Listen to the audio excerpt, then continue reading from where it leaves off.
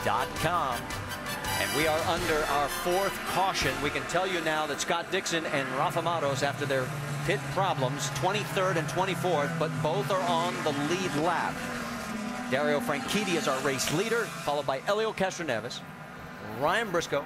Tony Kanaan is now 4th, and 5th is Ed Carpenter. All right, let's update some of these issues. Let's talk about these pit issues. We had Will Power having a problem during his pit stop. And really uncalled for. There was no reason it was so early in the race. Well, these are pit stops that actually usually go smooth, guys, because what ends up happening is we watch Dixon again try to leave as his left front wheel comes off. These are teams that are at the top of their game right now, the best teams in the business, and they're the ones that are actually starting to make some mistakes. But if these things continue happening, you could, in theory, say that they're opening up the door for another team to be up front at the end. Let me update you. 4 cars are out of this race. John Andretti, Mario Moraes, Bruno Junqueira, and Davey Hamilton. We have 25 cars on the lead lap now as we go back to green flag racing here at the Indianapolis 500.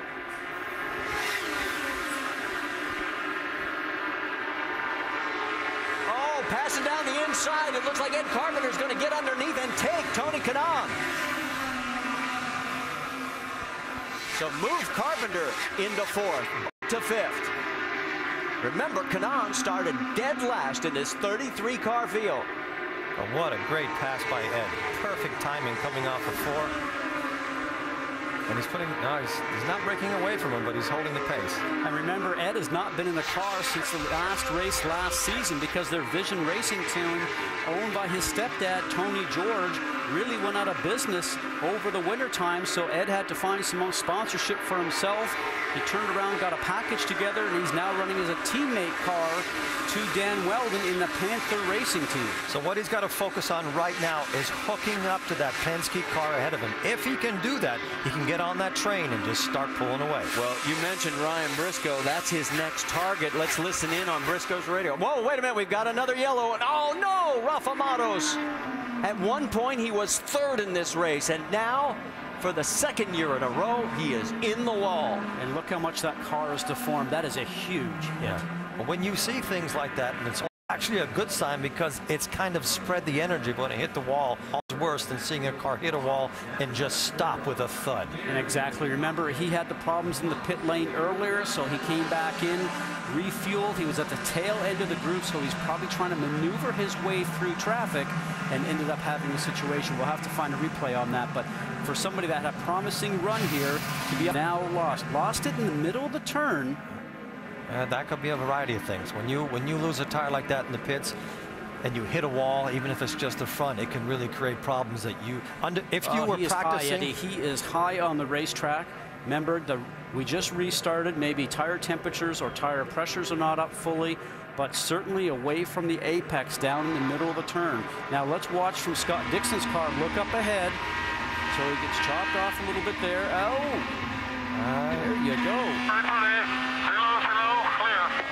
We had a long time to go in the race. We've only got 73 laps out of 200 completed. There was a long time in front of us to be aggressive. Had he been practicing when he had that problem in the pits, they would have brought the car in and checked it. But when you're in a race, you have no choice. You've got to get a new nose on, new tires, and go out and do it. And the plan always changes. Well, the good news is, as you can see, Rafa Matos out of the car. He'll make the trip to the infield care center, and hopefully we'll get a chance to catch up with him and find out exactly from his perspective what happened. We'll be back after this message from our ABC station.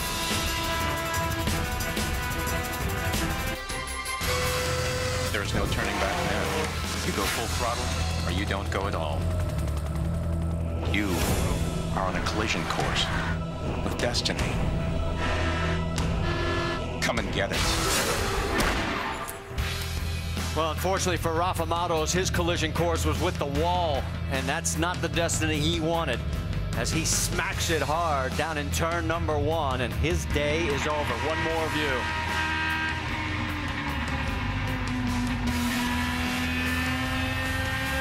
This was the crew's reaction when they got the news.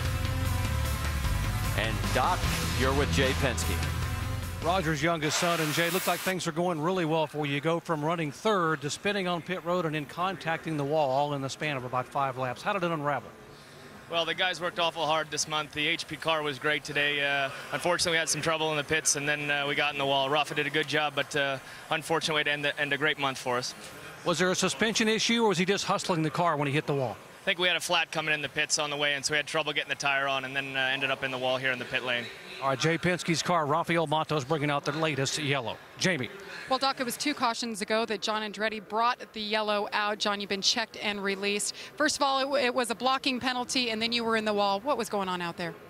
I'm not sure completely. I know that earlier in the race, probably, within the first 10 laps of the race, EJ Vizo, he comes down and he actually hit my car on the straightaway as I was passing him. And I was already down by the pit wall, and it bent the steering, and it must have been something in the back. The car wasn't the same, but I could still keep going. And I was making time, and I could see TK, so I thought I was doing pretty good because I know he was carving up his way up there. And then, unfortunately, I got the blocking penalty. I always look at EJ should have got the penalty. If I got the penalty, he should have got a penalty. And so they need to call it fair across the board is the way I look at it. But, the rest of my day was pretty much ruined. And then the car, the Window World Dallara, when I got in turn 2, it just went right on me. I felt something strange in turn 1 and got to turn 2. I guess I know why it was strange.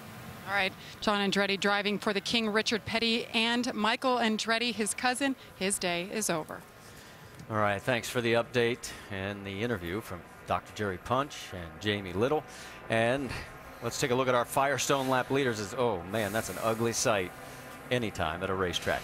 And we've had a total of 3 leaders, 5 lead changes. Dario Franchitti has now passed Danny Sullivan and Juan Pablo Montoya in all-time laps led here at Indianapolis. And he is still our leader here after 76 of 200.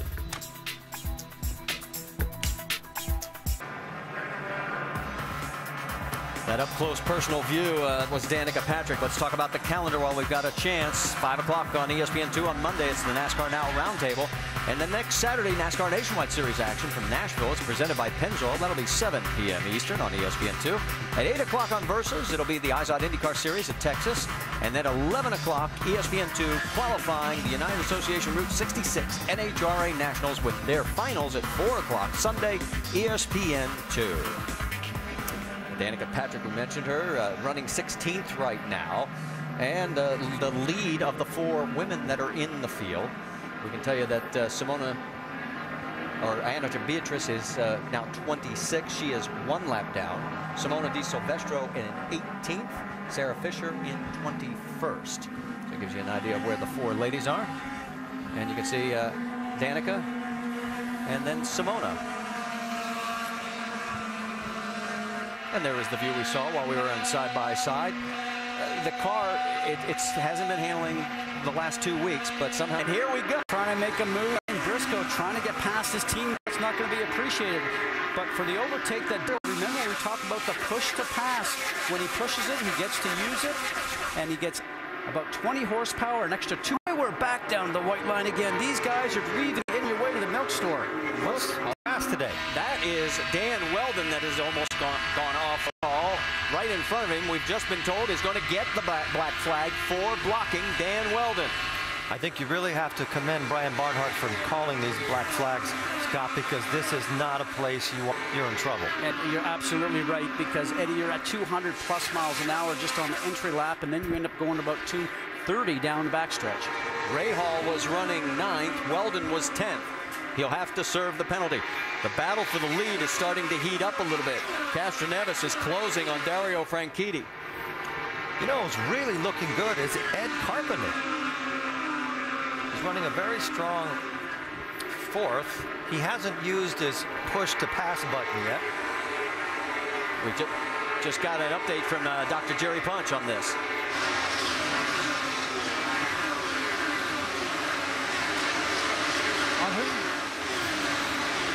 Ed Carpenter talking about the efforts they put in today. You know, his car had a severe But they made an adjustment on pit road, and now Ed says it's the day of the underdog. He said, remember, Ed Carpenter is a 2003 graduate of Butler, and this year the Butler Bulldogs were the Cinderella story in the NCAA men's basketball tournament, knocking off the heavyweights. And he said, today it's my turn to knock off the heavyweights here at Indy. What he's got to do, Scotty, and I'm sure you agree with me,